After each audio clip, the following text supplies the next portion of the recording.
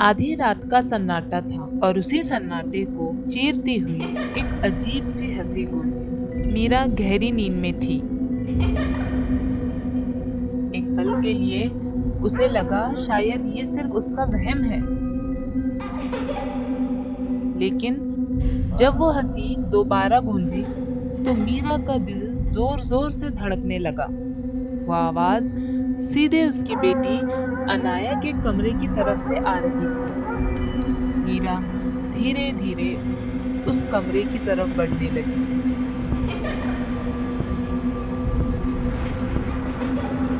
उसने देखा अनाया अंधेरे कमरे में बैठी हुई थी और वो किसी से बात कर रही थी। तुम यहाँ क्या कर रही हो? इससे पहले कि अनाया कुछ जवाब देती, पूरे घर की बिजली गुल हो गई।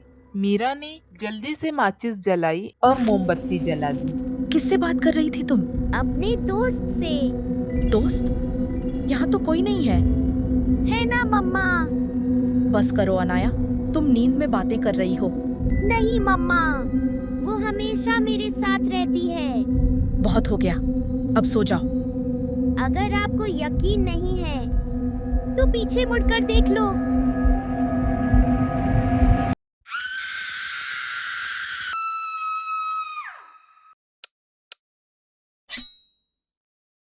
कहानी की शुरुआत होती है एक सुनसान सड़क से, जहां रात के सन्नाटे में एक कार दौड़ रही थी। कार चला रहे थे रोहित। लगातार ड्राइव करते करते अब उनकी आंखें धीरे धीरे भारी होने लगी थी और सामने की सड़क उन्हें हल्की सी धुंधली दिखने लगी। तभी रोहित, गाड़ी रोको। मैं कब से देख रही हूँ, तुम्हारी आंखें बंद हो रही हैं। इतना भी नहीं थका हूँ। घर अभी काफी दूर है और ये रास्ता जितना दिख रहा है उससे कहीं ज्यादा लंबा है। बच्चे भी साथ में हैं, रिस्क मत लो। हाँ, शायद तुम सही कह रही हो, लेकिन यहाँ आस पास रुकने की कोई जगह भी नहीं दिख रही। अगर हम थोड़ी देर और चलते रहें तो शायद कहीं रुकने की जगह मिल जाए।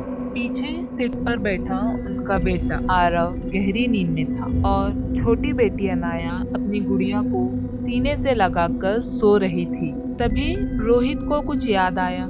एक मिनट, यहाँ से थोड़ी ही दूरी पर मेरे दोस्त रवि का फार्म हाउस है। क्यों ना आज की रात वहीं रुक जाए। उसने तुरंत रवि को फोन लगाया। हाँ, तुम रुक जाओ आराम से, केयर टेकर चाबी दे देगा। बस वहाँ एक कुआं है, उससे दूर रहना। क्यों? बस वहाँ की कुछ कहानियाँ सुनी है। अरे यार, ये सब कुछ नहीं होता, तू टेंशन मत ले, मैं देख लूंगा। करीब 20 मिनट बाद वो कार उस पुराने फार्म हाउस पहुंची, जहां पहले से ही एक केयर टेकर मौजूद था। जब रोहित और मीरा केयर टेकर से बात कर रहे थे, उसी समय सामने आंगन में आरव और अनाया खेल रहे थे और ठीक उनके पास ही पत्थरों से घिरा एक पुराना कुआं था। खेलते खेलते अनाया के हाथ से उसकी गुड़िया फिसल गई और सीधे कुएं के अंदर जा गिरी। दूर खड़ा केयरटेकर ये सब देख रहा था। अरे वहाँ क्या कर रहे हो तुम लोग? कुएं के पास मत जाओ, इधर आओ अभी के अभी। बच्चों को अपने पास बुलाकर उसने रोहित और मीरा की तरफ देखा। बच्चों को इस कुएं से दूर रखिए। रोहित और मीरा ने उसकी बात सुनी, लेकिन लंबा सफर और तनाव अब उन पर हावी हो चुका था। उन्हें वो चेतावनी बस एक बेकार की बात लगी। फिर पूरा परिवार फार्म हाउस के अंदर चला गया और बिस्तर पर जाते ही सब गहरी नींद में सो गए, लेकिन अनाया अभी भी जाग रही थी। क्या हुआ अनाया? वो रो रही है। कौन? मेरी डॉल, वो अकेली है। आरव ने उसकी आंखों में आंसू देखे और बिना कुछ सोचे वो उठ खड़ा हुआ। उसे लगा डॉल वापस लानी ही पड़ेगी। जैसे ही वो बाहर निकला, ठंडी हवा चलने लगी और दूर कहीं कुत्ते भौंक रहे थे। हिम्मत करके आरव कुएं तक पहुंच गया। नीचे गहरे अंधेरे में उसकी डॉल बस हल्की सी दिखाई दे रही थी। तभी उसे पीछे किसी के गुजरने का एहसास हुआ। आरव ने घबराते हुए पीछे मुड़कर देखा, लेकिन वहाँ कोई नहीं था। उसने पास पड़ी बाल्टी उठाई और उसे धीरे धीरे कुएं में नीचे डाल दिया। कुछ ही सेकंड बाद बाल्टी में कुछ अटक गया। आरव ने जोर से रस्सी खींची और अगले ही पल डॉल उसके पास थी। कुएं के अंदर से किसी ने उसका नाम पुकारा, आरव, आरव। उसकी आवाज धीमी थी लेकिन बिल्कुल साफ। आरव का दिल जोर जोर से धड़कने लगा और वो घबराकर सीधे घर के अंदर चली गया। अगली सुबह परिवार फार्म हाउस से निकल गया। कार अब घर की तरफ बढ़ रही थी। सब कुछ सामान्य था, लेकिन एक पल के लिए अनाया के पास कोई था। धुंधली सी एक परछाई जो अगले ही पल गायब हो गई। घर पहुंचने के बाद घर में अजीब घटनाएं शुरू हो गई, जैसे किसी के होने का एहसास होना और डॉल का अचानक कहीं से गायब हो जाना। अजीब है, मैंने अभी अभी तो इसे देखा था। ये ऐसे गायब कैसे हो सकती है? नहीं, शायद मैं ही ज्यादा सोच रही हूँ। अनाया अब ज्यादातर अपने कमरे में ही रहने लगी थी और फिर उस रात मीरा ने अपने बेटी के साथ किसी को देखा।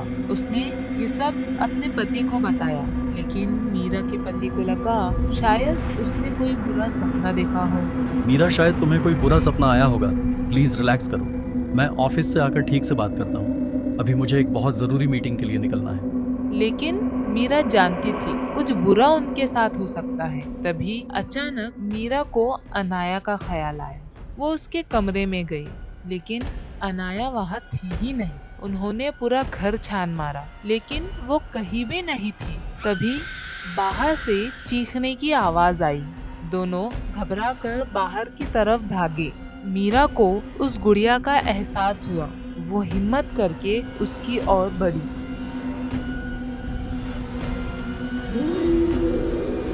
मीरा घबराकर रोहित को पुकार उठी। उसकी आवाज कांप रही थी। रोहित दौड़ते हुए आया तो रूम का दरवाजा तोड़ दिया। दरवाजा खुलते ही उनके होश उड़ गए। अनाया जमीन पे पड़ी थी। वो उसे तुरंत उठाकर कमरे में ले आए। उन्होंने बिना देर किए एक तांत्रिक को बुलाया। तांत्रिक आते ही सब कुछ समझ गया।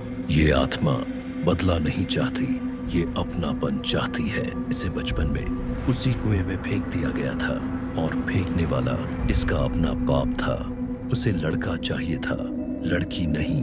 और अब इसने देख लिया है कि तुम अपनी बेटी अनाया से कितना प्यार करते हो, इसलिए अब ये तुम्हारी बेटी अनाया की जगह लेना चाहती है। महाराज, मेरी बेटी को बचा लीजिए। एक ही उपाय है, तुम्हें उसी कुएं पर जाना होगा और उस गुड़िया को वहीं जलाना होगा। ठीक रात के 2 बजे, जब मौत का पहरा सबसे सख्त होता है, और तुम्हारी बेटी को भी साथ ले जाना होगा। सब कुछ उसकी आंखों के सामने होना चाहिए। उस रात पूरा परिवार उसी फार्म हाउस के लिए निकल पड़ा।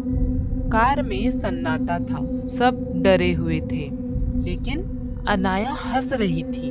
फार्म हाउस पहुंचते ही रोहित ने गुड़िया को आग लगाई और उसे कुएं में फेंक दिया। तभी तेज हवा चलने लगी। अजीब अजीब आवाजें गूंजने लगी, जैसे कोई चीख रहा हो। और फिर अचानक सब शांत हो गए। हवा रुक गई, जैसे सब कुछ खत्म हो चुका हो। लेकिन अनाया अब पहले जैसी नहीं रही। वो ज्यादातर अकेली रहने लगी और वो अब भी अपने आप में मुस्कुराती है।